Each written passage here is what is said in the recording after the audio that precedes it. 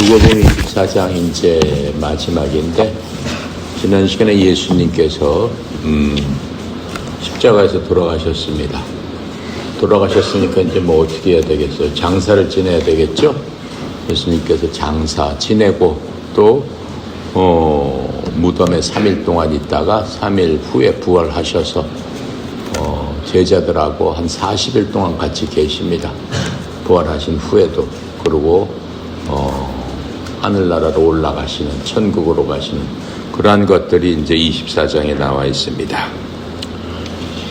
그 위대한, 그 유명한 그 목사이신 존 스토트 목사님은 뭐라고 얘기하냐면은, 기독교는 본질적으로 부활을 때 종교다. 즉 기독교를 믿는 사람은 그 믿음의 근본이 뭐냐? 내가 몸은 죽었지만은 영과 혼은 죽지 않고 또 몸도 다시 태어난다라고 하는 그런 것을 믿는 게 바로 그게 기독교의 본질이다, 이렇게 얘기하고 있습니다. 맞습니다. 바로 그것이 기독교의 핵심입니다. 만약 그렇지 않게 된다면은 기독교는 가치가 없고 의미가 없는 바로 그러한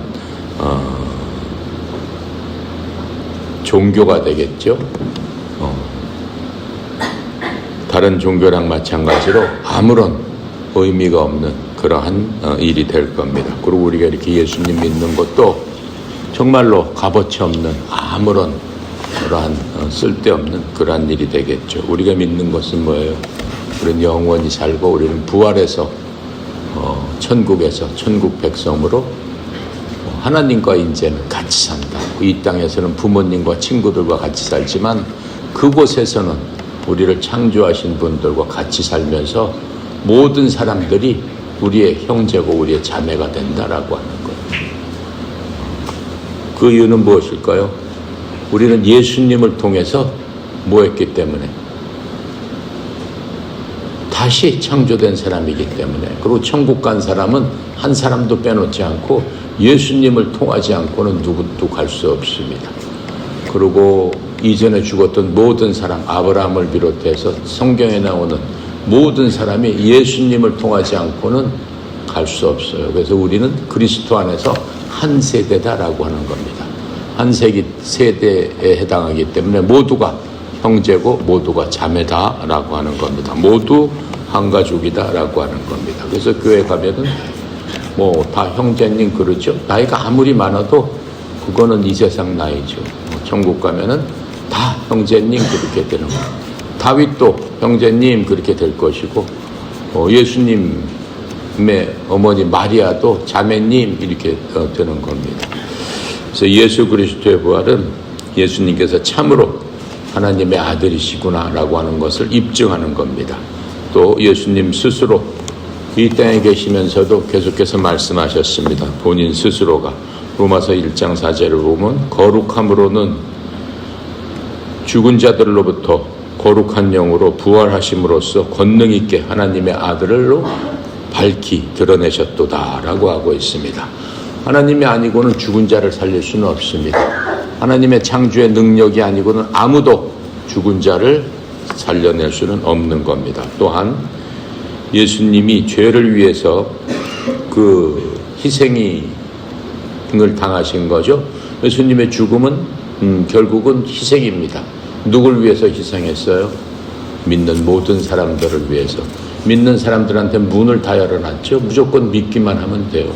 뭘 믿어요? 예수님께서 하신 일, 무엇 때문에 그렇게 돌아가시게 되었나. 그것을 믿고 감사함으로, 믿게 되면 감사함이 안 나올 수 없는 거죠. 기쁨이 안 나올 수 없는 거죠. 믿게 되면 평안함이 안 나올 수 없는 거죠. 믿게 되면 근심과 걱정과 염려가 당연히 없게 되는 거죠. 바로 그것을 주시기 위해서 예수님께서 십자가에서 단번에 돌아가셨다라고 하는 겁니다. 그래서 이렇게 예수님께서 희생을 하셔서 구원의 모든 것들을 완성하셨습니다. 십자가에서 돌아가시면서 지난 시간에 또 얘기한 것처럼 내가 다 이루었다라고 하시면서 돌아가셨. 즉 모든 구원의 완성을 내가 마쳤다라고 하는 겁니다. 그래서 로마서 4장 24절부터 25절에 보니까 이렇게 설명합니다. 우리가 예수님 우리 주를 죽은 자로부터 일으키신 분을 믿는다면, 하나님을 얘기하는 거겠죠. 그것은 의로 전가될 우리를 위한 것이니라. 의로 전가된다는 게 뭐예요? 전류가 흐르듯이 예수님의 생명이 우리로 어떻게 됐다는 거예요? 이전됐다라고 하는 거예요. 누구한테? 믿는 사람한테. 또 예수님께서 부활하셨을 적에 그 부활이 우리한테 전가됐다라고 하는 거예요. 전가됐다, 영어로 하면 트랜스퍼 됐다라고 하는 거예요. 전해졌다라고 하는 거예요. 그래서 예수님께서는 우리의 범죄들로 인해서 죄로 넘겨지셨지만 우리를 의롭게 하려 하시기 위해서 다시 어떻게 됐다? 일으켜지셨다. 이렇게 설명을 해주고 있습니다. 그래서 이 예수님을 믿는 사람은 예수님께서 이제 살아계셔서 예수님의 능력으로 이제 새 생명을 받았기 때문에 그 새 생명을 갖고 이 땅에서 살아가게 된다라고 하는 겁니다. 여러분도 그러한 생명을 받았기 때문에 예전에 내가 죄악에 빠져서 허우적거리던 그 모든 것들은 예수님께서 다 해결해 주셨어요. 예수님께서 날 위해서 십자가에서 참혹하게 돌아가셨습니다. 그리고 나는 예수님 부활하실 적에 같이 새로운 피조물로, 새로운 창조물로 같이 태어났습니다. 그래서 나는 더 이상 예전의 내가 아니고 하나님께서 죄 없다, 의롭다, 예전의 죄는 이제 네가 다 청산을 했다라고 하는 그런 존재가 되었습니다. 그래서 로마서 6장 4절에 이렇게 설명해 줍니다. 그런 사람 우리가 죽음 안에서 침례를 받아 그리스도와 함께 묻혔나니 이것은 그리스도께서 아버지의 영광에 의해 죽은 자들로부터 일으키신 것 같이 그렇게 우리도 생명의 새로운 생명으로 걷게 하려 하심이라. 그게 우리의 실체다라고 하는 겁니다. 이것을 믿는 것이 우리가 구원받는 유일한 길입니다. 갈라디아서 5장 20절 여러분이 그 전에 다 외웠던 아주 위대한 구절이고 매일매일의 삶이 갈라디아서 2장 20절의 삶이 됐을 적에 우리는 예수님과 함께 걷는 그런 삶이 되는 겁니다. 내가 그리스도와 함께 십자가에 못 박혔나니 그럼에도 불구하고 내가 살아나. 그러나 내가 아니요 누가 산다는 거예요? 그리스도께서 내 안에서 사는 것이니라. 이렇게 설명하고 있습니다. 내가 지금 육신에 사는 삶은 예수님과 함께 죽었는데도 지금 살고 있잖아요. 그래도 우리가 예수님 돌아가셨습니다. 날 위해 돌아가셨습니다. 예수님 부활한 날 나도 함께 부활했습니다. 그것을 믿지만 실제로는 우리는 계속 똑같은 상태로 육신적으로 살고 있잖아요. 그래서 내가 육신 안에서 사는 이러한 삶은 나를 사랑하사 나를 위하여 자신을 주신 하나님의 아들의 믿음으로 사노라. 이제는 더 이상 내 믿음, 내 욕심, 내 생각대로 사는 거 아니다 라고 얘기하는 거예요. 내가 보고 만지고 느끼는 거, 이 세상에서 걸어가고 그 모든 것들을 내가 하고 있지만 내 속에서 나는 그것과는 상관없이 내 속에 있는 예수님께서 원하는 삶을 나는 산다라고 하는 거예요. 그리고 보는 거, 만지는 거, 느껴지는 것, 인간이기 때문에 세상 사는 동안 당연히 할 수밖에 없죠. 그런데 그것 자체도 예수님께서 원하시는 것을 보고 원하시는 것을 느끼고 원하시는 대로 말하고 원하시는 대로 생각하며 그렇게 사는 삶을 나는 예수님을 믿음으로 말미암아 살게 되었다라고 고백하는 겁니다. 그게 갈라디아서 2장 20절의 고백입니다. 그 고백이 여러분과 내 고백이 되어야 되는 겁니다. 그래서 이제 예수님께서 부활하셨고 또한 예수님께서 언젠가 부활하셨다는 얘기는 뭐예요? 다시 오신다라는 겁니다. 언제 오실지는 우리도 모릅니다. 오늘 오후에 오실지, 1시간 뒤에 오실지, 1년 뒤에 오실지, 5년 뒤에 오실지, 10년 뒤에 오실지 그 모든 것은 오직 아버지만 알고 있다라고 얘기하는 겁니다. 오셔서 무엇을 하시겠다는 거예요? 우리에 대해서 심판하시겠다라고 하는 거예요. 뭘 심판하는 거예요? 내가 그렇게 죽었는데 내가 나를 믿었느냐, 믿지 못했느냐. 내가 십자가의 죽음을 널 위해서 내가 죽었는데 내가 그것을 받아들이고 내 것으로 해서 내가 다시 나와 함께 부활했느냐, 아니면은 부활하지 못한 상태면 무슨 상태예요? 나를 믿지 않는다는 것은 원수 마귀의 자식으로 그대로 내가 살고 있느냐. 원수 마귀를 심판하러 오시고 원수 마귀와 같은 한편을 심판하러 오신다라고 하는 거예요. 그 오실 적에 우리가 마귀의 한편이 돼서 심판을 받으면 되겠습니까? 절대로 안 되는 거죠. 하지만 예수님께서 부활하시고 오시는 목적은 그것을 이제는 가려내서 영원히 이 땅에서 심판받을 사람들은 이 땅에서 다 몰아내서 지옥이라는 곳에 다 보내고 이 땅은 새로운 진짜 천국을 만드시겠다라고 하는 그 목적 때문에 오시게 되는 겁니다. 그래서 예수님께서는 이 땅에 오셔서 심판하러 오신다라고 하시는 말씀이 사도행전 17장 30절부터 31절에 설명해 주고 있습니다. 하나님께서 이같이 무지하던 때를 눈감아 주셨으니 이제는 모든 곳에서 모든 사람들에게 회개하려고 명령하시나니, 예수님을 모르고 예수님을 죽였고 했던 그 무지한 때, 하나님을 모르는 그때는 눈 감아 주셨다라고 얘기했어요. 그게 무슨 얘기예요? 십자가 강도가 예수님 모르고 악한 짓 했더라도 그 무지하던 때 잘못한 것에 대해서 주여 나를 구원해 주시고 주님 나라 임하실 적에 나도 데려가 주세요 라고 회개하고 고백했을 적에 바로 데려가 주셨다라고 하는 겁니다. 그리고 그 무지하던 때는 언제예요? 우리가 목숨을 갖고 이 땅에 있을 때, 그때 누구처럼? 십자가에 박힌 강도처럼 우리가 회개하고 돌아서야 되는 바로 그 때를 얘기하는 겁니다.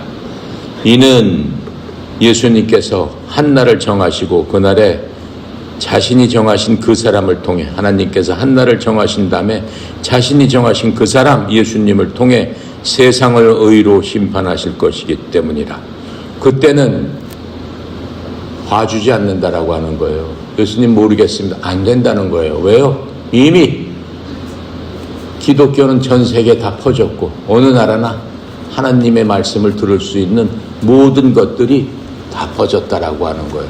그래도 아직도 미지의 땅에 아무도 모르는 그러한 원시인처럼 사는 그러한 사람을 위해서 주님께서는 그 사람들한테까지 복음이 전해지도록 기다리고 있다라고 하는 거예요. 복음은 전해졌지만은 믿고 안 믿고는 그 사람의 문제다라고 하는 거예요. 이미 복음이 전해졌는데도 안 믿겠다라고 하면 그 사람은 반드시 예수님께서 오셔서 심판하시겠다라고 하는 겁니다. 무슨 심판이요? 내가 널 위해서 그렇게 했는데 내가 나를 무시해? 내가 나를 받아들이지 않아? 이렇게 되는 거죠. 바로 그것이 심판인 겁니다. 자, 그래서 예수님께서는 그것을 위해서 돌아가셨습니다. 자, 그러고 나서 다시 돌아가서 이제 누가복음에 보면은 예수님께서 돌아가셨는데 많은 소문이 있었어요. 왜요? 부활하셨으니까 당연히 그 무덤에 뭐가 없다는 거예요? 휘차가 없죠. 예수님 돌아가시니까는 예수님께서 평상시 하신 대로 나는 죽었다가 3일 만에 부활하리라. 그게 비밀이 아니었어요. 모든 사람들한테 공공연하게 얘기했기 때문에 예수님을 죽이려고 했던 바리새인, 서기관, 제사장 그 사람들이 가장 신경이 쓰였어요. 진짜로 예수님의 부활했다면은 그 사람 하나님이심을 그 사람들도 알게 되는 거예요. 너무나 무서운 거예요. 그렇게 되면은 그 사람들 어떻게 되겠어요? 바로 죽는 거겠죠.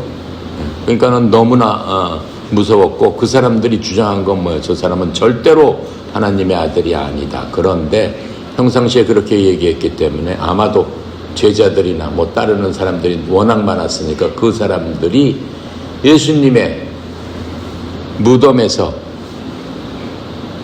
훔쳐가가지고 부활했다라고 거짓을 퍼뜨릴 수도 있다. 그렇게 되면은 그 사람들이 어떻게 되겠어요? 백성들이 그 사람들을 어떻게 하겠어요?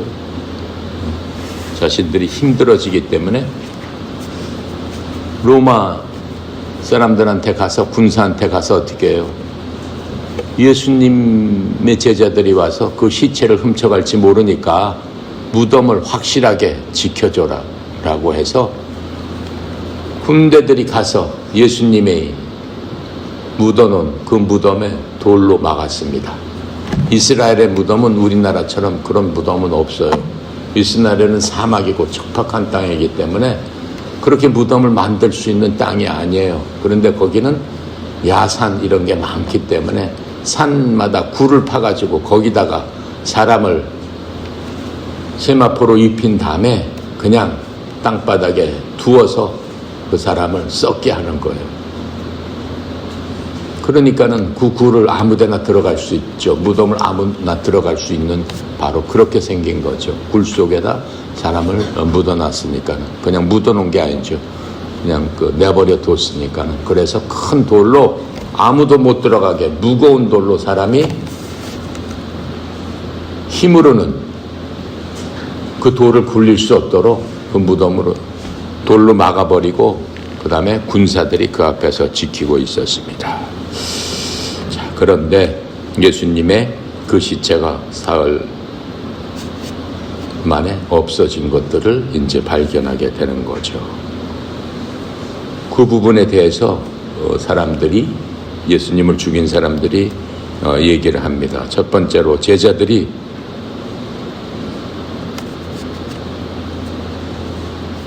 예수님의 시체를 훔쳐갔다고 주장하는 겁니다. 그 얘기는 마태복음 28장 11절부터 15절에 여러분이 읽어보면은 그렇게 얘기를 하기 시작합니다. 하지만 그들이 어떻게 그렇게 할 수 있었습니까? 무덤을 철저하게 지키고 있었기 때문에 사람의 힘으로는 그렇게 할 수 없었어요. 그리고 로마 병사들이 있었기 때문에 사람의 힘으로는 그렇게 못했습니다. 그리고 또 제자들이 예수님 돌아가신 다음에 다 겁에 질려가지고 자신들도 잡혀갈까봐 집에 꽁꽁 숨어 있었는데 무슨 깡으로 거기에 가가지고 예수님의 돌아가신 시체를 훔쳐갔겠습니까? 감히 그렇게 할 수 있는 그러한 능력도 되지 않았습니다. 그리고 제자들도 사실은 예수님께서 그렇게 말씀하셨지만은 스스로 예수님께서 부활을 하실 것이다라고 믿질 않았어요. 그냥 돌아가셨구나 라고 슬퍼하고만 있었습니다. 그렇게 슬퍼하고 있는 사람이 뭐 때문에 시신을 훔쳐가겠습니까? 두 번째로 또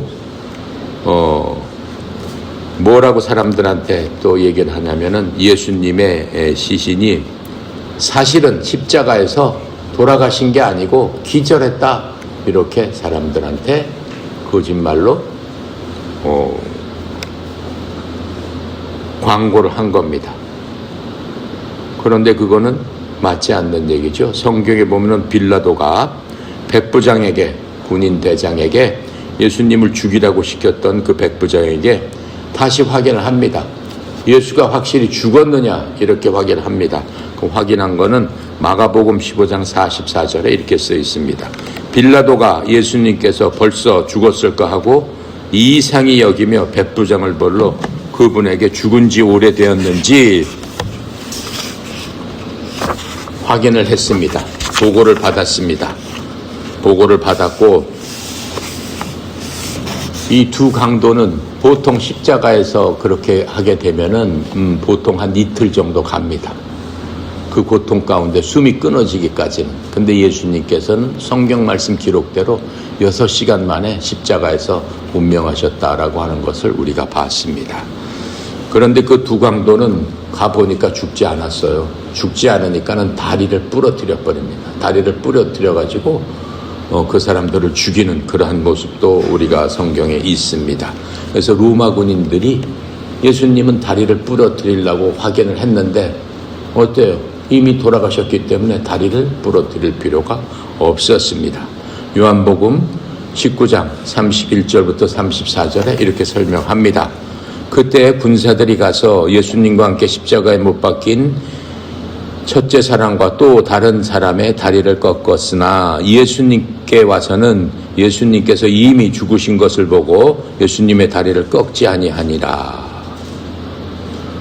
그러나 군사들 중 하나가 창으로 예수님의 옆구리를 다시 찌르니 즉시로 거기서 물과 피가 다 쏟아져 나오더라. 이렇게 설명을 하고 있습니다. 그래서 이 복음서의 메시지는 예수 그리스도의 죽음과 부활, 이것을 얘기하고 있는 겁니다.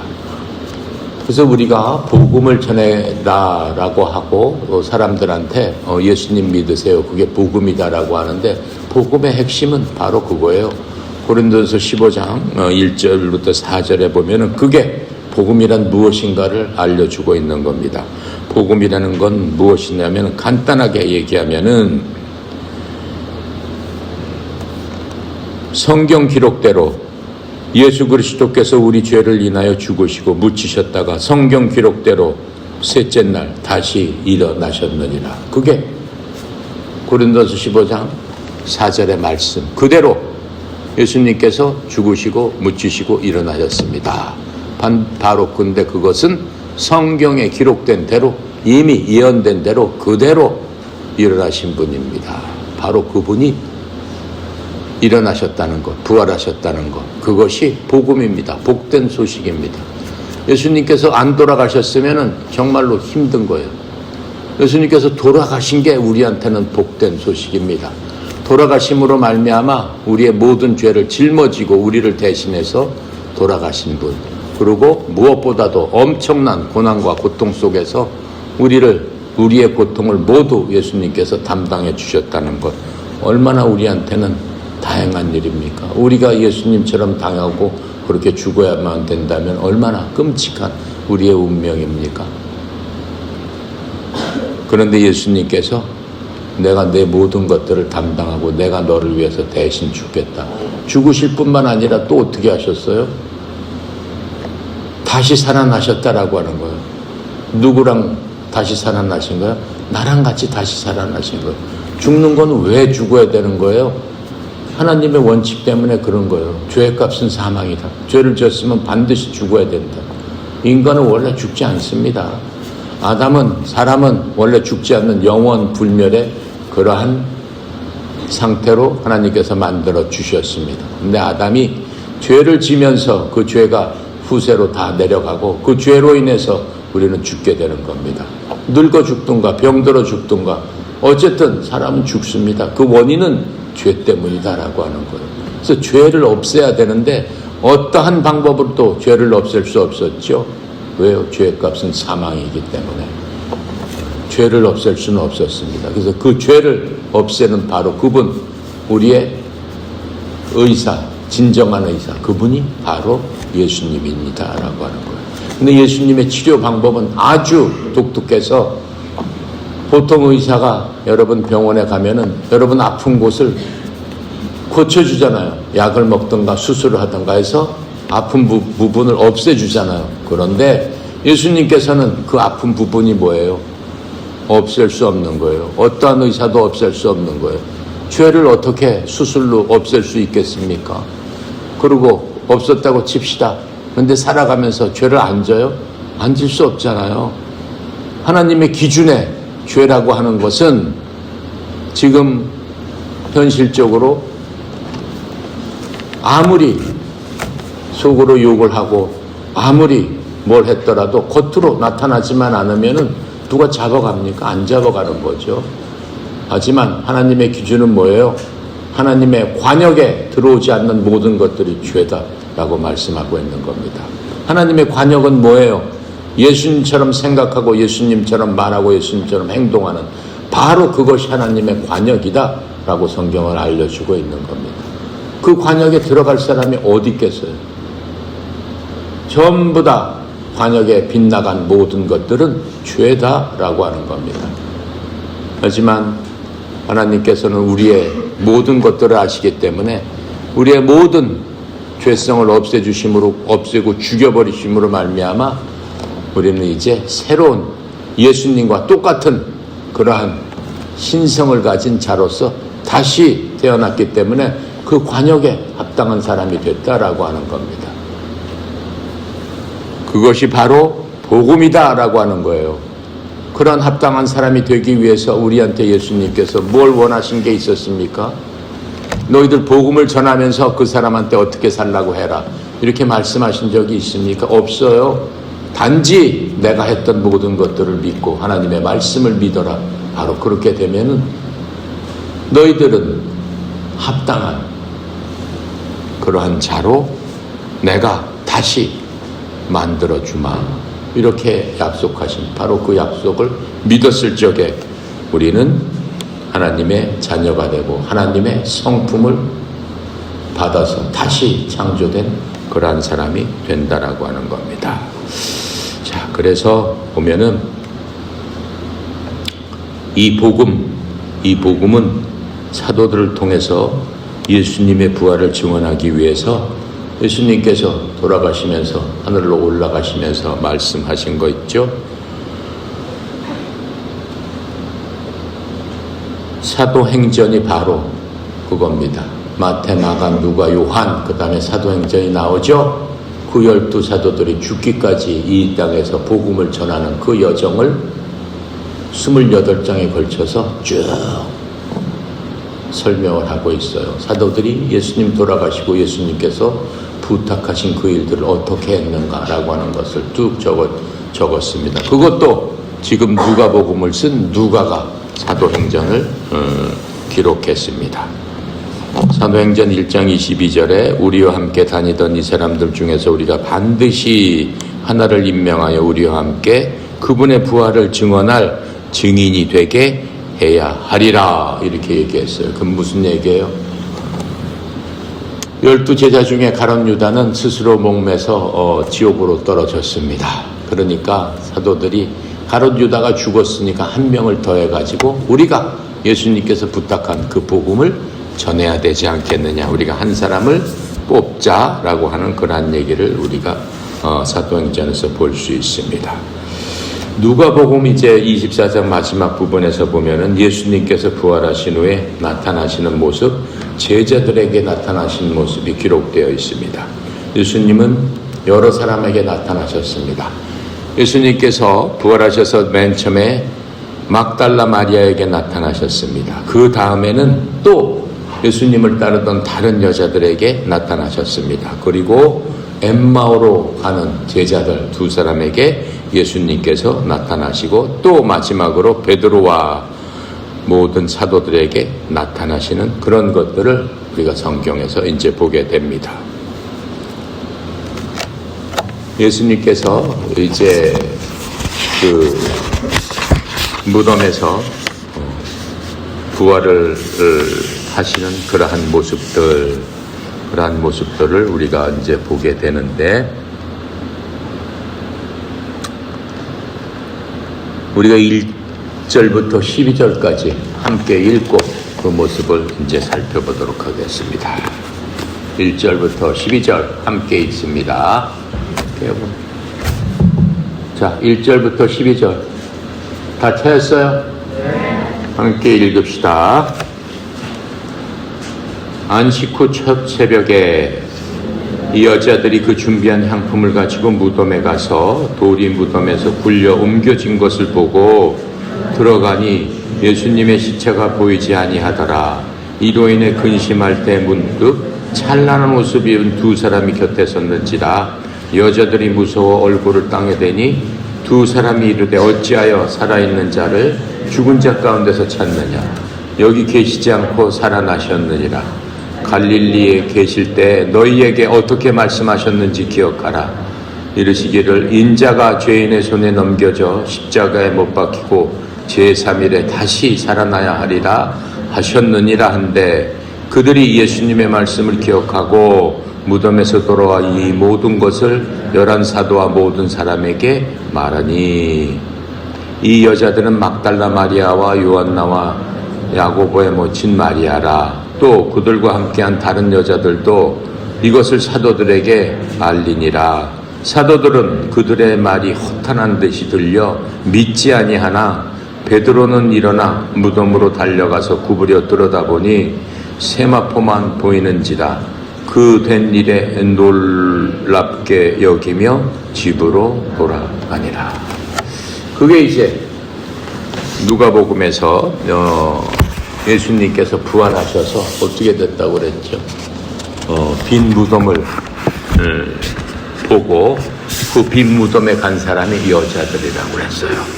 그 중에서도 막달라 마리아는 7 마귀 들렸던 그러한 창녀였어요.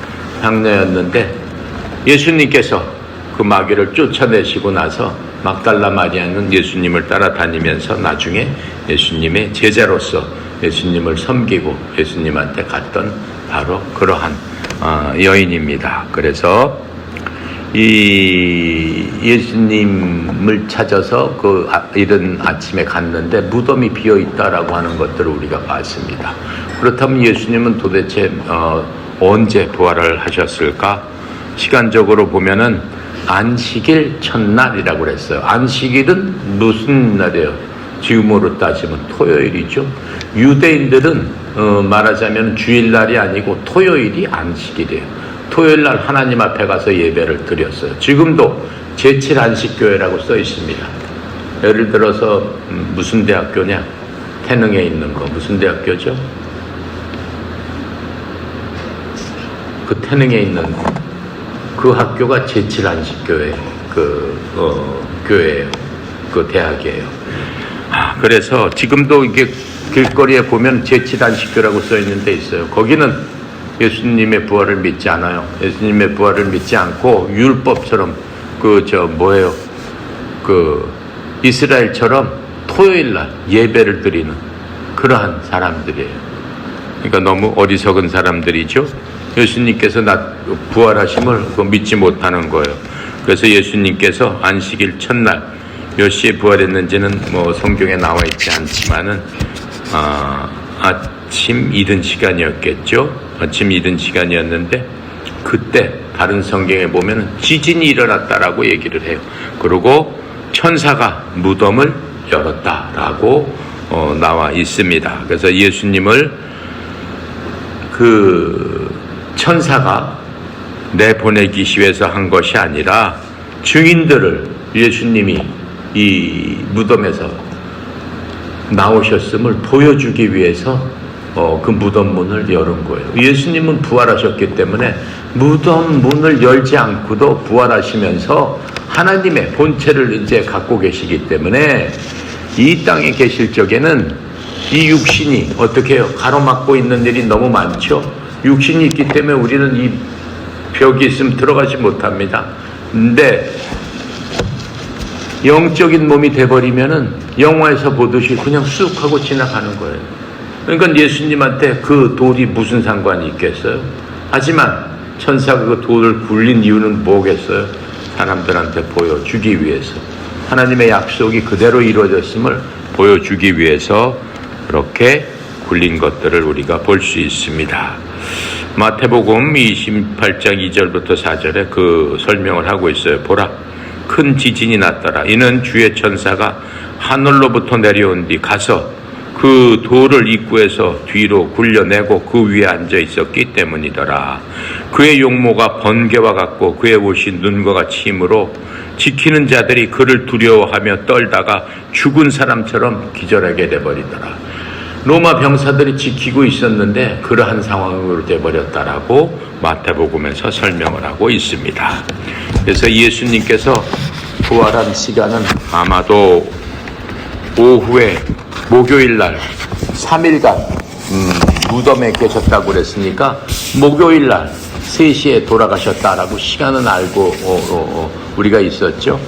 9시에 달리셔서 오후 3시에 다 이루었다. 내 영혼을 아버지께 맡깁니다 라고 하는 게 오후 3시라고 했습니다. 그래서 목요일날 오후 3시에 돌아가셔서 바로 안식일 다음 날이 일요일이죠. 일요일날 오전 6시경에 부활하신 바로 그것으로 추정을 합니다. 그래서 우리가 주일날이라고 하는 얘기는 뭐예요? 토요일 다음 날 예수님께서 부활하신 그날을 기념하기 위해서 이 신약교회에서는 주일을 주님께 예배드리는 그날로 우리가 주일로 지키고 있는 겁니다. 그래서 이 막달라 마리아는 예수님의 특별한 도움을 받았던 사람입니다. 그리고 예수님 앞에 헌신하면서 했던 바로 그 막달라 마리아입니다. 누가복음 8장 2절에 보면 또 악한 영들과 병약하면서 고침을 받은 어떤 여자 곧 몸속에 7 마귀가 나간 자로 막달라리아 마라 하는 마리아가 있더라 라고 설명을 해주고 있습니다. 그래서 막달라 마리아가 이 십자가 곁에 머물렀고 무덤에 가장 먼저 도착했던 바로 그 여자입니다. 마가복음 15장 47절에 보니까 막달라 마리아와 요셉의 어머니 마리아가 예수님이 놓인 곳을 지켜보더라 라고 하면서 예수님이 십자가에서 그렇게 돌아가시는 그 모습을 그 밑에서 지켜봤던 바로 그 여인이기도 합니다. 그래서 10절에 보니까 그 막달라 마리아뿐만 아니라 12 사도의 야고보의 어머니 마리아 또 요한나 그리고 다른 경건한 여자들도 있었더라 이렇게 설명을 해줍니다. 그래서 그들이 예수님의 시신을 이제 장례 준비를 하기 위해서 애써왔죠. 그리고 예수님 돌아가신 다음에 많이 슬퍼하면서 예수님에 대한 그 사랑과 또 그 예수님에 대한 헌신 그 모든 것들이 예수님이 살아계신 것을 봤을 적에 얼마나 기뻐했습니까? 예수님 말씀대로 그렇게 살아계심을 맨 처음에 발견한 사람이 헌신적으로 예수님을 사랑했던 그 사람들한테 예수님께서 가장 먼저 보여주셨던 그런 것들을 우리는 알 수 있습니다. 우리도 예수님을 지극히 사랑하고 예수님을 사모하게 되면 예수님께서 여러분 이미 하나님의 영이 계시지만은 우리는 한계가 있기 때문에 직접 볼 수는 없지만은 여러분이 사모하는 가운데 예수님께서 이렇게 만나 주실 수도 있다라고 하는 겁니다. 이 사람들이 예수님을 사모해서 예수님 돌아가신 그 자리로 갔을 적에 뭘 걱정하면서 갔겠어요? 그 무거운 돌, 군사가 지키고 있는 그 돌을 어떻게 도대체 굴려서 예수님을 시체를 확인할 수 있을까? 그런 거 아니겠습니까? 그런데 하나님께서는 그들의 모든 문제를 오기 전에 다 해결해 주셨습니다. 무덤은 열려 있었고 수습해야 할 시신도 없었어요. 그냥 천사만 있는 것을 봤습니다. 2 천사가 나타났다고 성경엔 지금 얘기하고 있죠. 마태복음 28장 2절과 마가복음 16장 5절에서는 2 천사 중 한 명만 여자에게 메시지를 전한 한 명만 그 천사가 얘기했다 이렇게 나오고 있습니다. 자, 그러면서 또 6절에서 7절까지 보면은 천사가 예수님께서 갈릴리에서 얘기했던 것 너희들 왜 기억을 못하느냐 하면서 가볍게 꾸짖는 모습도 보여주고 있습니다. 예수님께서 살아계실 때 뭐라고 얘기했어요? 내가 죽었다가 살만에 부활하리라. 이렇게 분명히 하나님께서 얘기해 주셨는데 왜 그것을 기억하지 못하고 죽은 사람을 찾느냐? 이 사람들은 부활하신 예수님을 찾으러 거기 올라간 게 아니에요.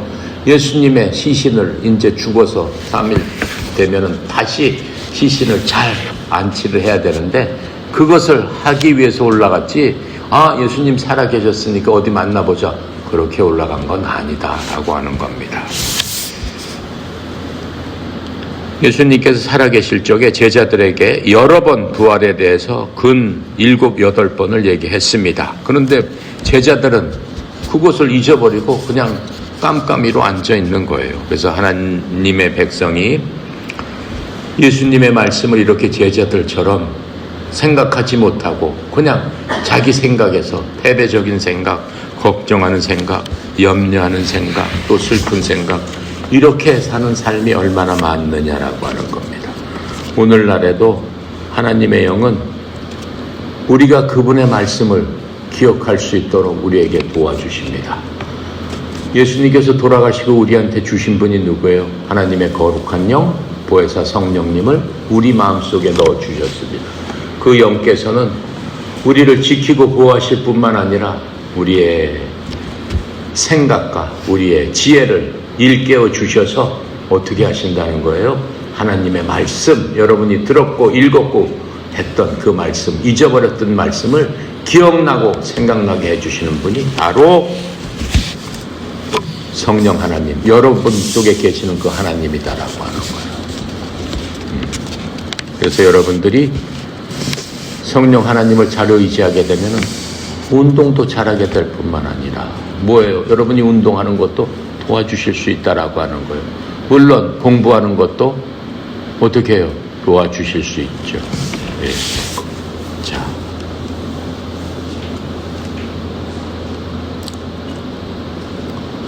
그래서 이 여자들이 자신들이 본 것들을 열심히 신이 나서 제자들한테 뛰어달려서 내려갑니다. 제자들에게 자기가 본 것들을 얘기했지만은 바로 복음을 얘기한 거죠. 예수님께서 죽었다 묻혀서 다시 살아나셨습니다. 진짜 복음을 얘기한 겁니다. 근데 제자들이 믿어요, 안 믿어요? 이 사람들이 허탄한 얘기를 하는구나. 허탄한 얘기가 뭐예요? 이 사람들이 쓸데없는 믿지 못할 얘기를 하는구나 라고 하면서 믿질 않았습니다. 10절, 11절에 그렇게 나와 있죠. 그 부분에 대해서 마가복음 16점 14절에 보면 이렇게 얘기가 나옵니다. 그 뒤 11제자가 음식 앞에 앉아 있을 때 예수님께서 그들에게 나타나사 그들이 믿지 아니하는 것과 마음이 강팍한 것을 꾸짖으시면서 예수님께서 일어나신 뒤에 그분을 본 자들의 말을 그들이 믿지 아니었기 때문에 예수님께서 그들 앞에, 제자들 앞에 밥 먹을 때 갑자기 나타나서 꾸짖으셨다라고 하는 것들을 성경에서는 또 기록하고 있습니다. 그래서 바로 그 막달라 마리아, 처음 본 그 무덤을, 빈 무덤을 처음 본 마리아가 베드로와 요한에게 얘기를 합니다. 그래서 베드로와 요한이 그 얘기를 듣고 무덤으로 달려가기 시작했죠. 하지만 그곳에 아무런 증거도 없는 것을 베드로와 요한이 보게 됩니다. 자, 그래서 요한복음 20장 1절부터 10절에 자세하게 그 설명을 해주고 있는 것들을 볼 수 있습니다. 그래서 이렇게 빈 무덤, 그리고 베드로와 요한이 갔더니 그 무덤에는 예수님은 안 계시고 예수님을 덮었던 수의, 그게 가지런히 접혀져서 빈 무덤에 예수님 누워 계셨던 곳에 놓여 있는 것들을 봤다라고 했습니다. 이 빈 수의를 보는 것과 부활하신 그리스도를 만나는 것은 완전히 다른 일입니다. 오늘날 우리가 이 무덤의 증거는 볼 수 없습니다.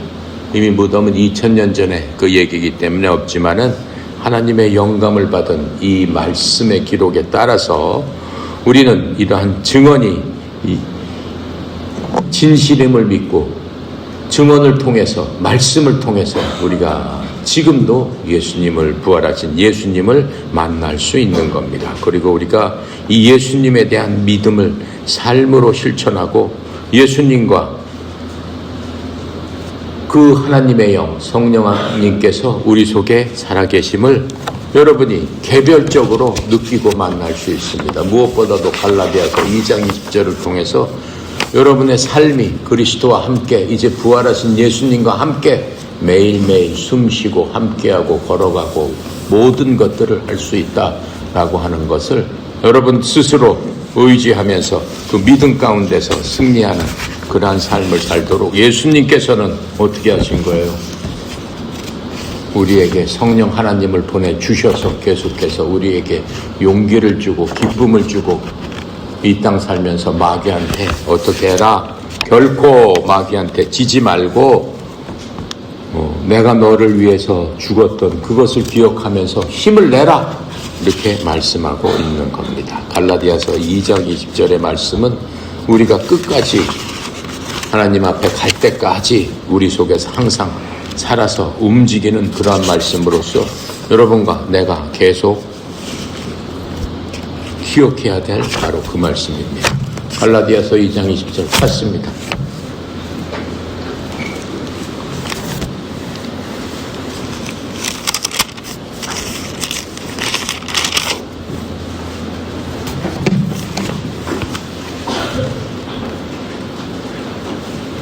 됐죠? 자, 함께 읽어봅시다. 시작. 내가 그리스도와 함께 십자가에 못 견났니 그런즉 이제는 내가 사는 것이 아니요 오직 내 안에 그리스도께서 사시는 것이다. 이제 내가 육체 가운데 사는 것은 나를 사랑하사 나를 위하여 자기 자신을 버리신 하나님의 아들의 믿음으로 사는 것이다. 하나님의 아들을 믿는 믿음 안에서 사는 것이다. 그것도 맞는 얘기지만은 하나님의 아들의 믿음으로 사는 것이다. 그게 원문에는 그렇게 나와 있습니다. 그래서 여러분은 그리스도와 함께 십자가에 못 박혀 죽었던 사람입니다. 그럼에도 지금 죽지 않고 살고 있잖아. 어떻게 살고 있어요? 하나님 부르시는 그날까지 어떻게 살아가야 된다는 거예요. 그리스도의 믿음으로 여러분이 살아가야 된다라고 성경은 얘기하고 있습니다. 그게 우리가 구원받은 사람으로서 마땅히 살아야 될 그러한 태도입니다. 이해가죠? 다들 그리스도의 믿음으로 살 거죠? 오늘도 그리스도의 믿음으로 살 거죠? 그리스도의 믿음으로 살면 하나부터 열까지 실수하지 않습니다. 하나부터 열까지 걱정할 필요가 없습니다. 하나부터 열까지 염려할 필요가 없습니다. 여러분 기도 제목에 쓴 모든 것들 그리스도 믿음으로 살게 되면은 하나님께서 하나님의 때 여러분이 원했던 그 모든 것들을 그대로 이루어주신다라고 하는 것 믿죠? 기도합니다. 감사하신 하나님 은혜 감사합니다. 특별히 사랑하는 하나님의 아들 딸들 하나님 앞에 마음을 다해서 하나님께 원하는 것들을 주님 앞에 내려놨습니다. 주여 듣고 알고 계시오니 하나님의 때 하나님의 방법으로 하나님의 시간을 통해서 환경과 사람과 그 모든 것들을 통해서 주께서 사랑하는 아들 딸들의 그 마음을 만져주시고 이루어주시고 평강 가운데 하나님께서 원하신 대로 축복하여 주시옵소서. 주님 말씀하신 대로 내가 너를 축복하고 지켜주기를 원하고 또 하나님께서 그 얼굴에 빛을 비추사 하나님께서 은혜 베풀어 주시길 원하고 하나님께서 그 얼굴을 드사 평강 주시기를 원하노라. 주님께서 원하신 그 모든 것들을 받는 사랑하는 아들 딸들 다 되도록 주여 도와주시옵소서. 훈련 중 피곤하고 지친 몸을 주님께서 어루만져 주셔서 회복되게 하여 주시옵소서. 마음의 평강을 주셔서 이 세상에 주는 평강이 하고 하나님의 주는 평강으로 승리하는 기쁜 마음으로 훈련을 잘 마칠 수 있도록 주께서 역사하여 주시옵소서. 특별히 성령 이사장님 하나님의 무한하신 자원을 사랑하는 아들 딸들에게 흘려보내고 있습니다. 필요한 우리 선수들마다 그 자원을 받아서 하나님 앞에 영광 돌리는 귀한 그러한 하나님의 아들 딸들 다 되도록 주의 종을 통해서 더 많은 자원을 흘려볼 수 있도록 주의 종에게 능력으로 붙들어 주시옵소서. 오늘도 모든 것 주님께 의탁드리며 감사드리며 우리 주 예수 그리스도 이름으로 기도드렸나이다. 아멘.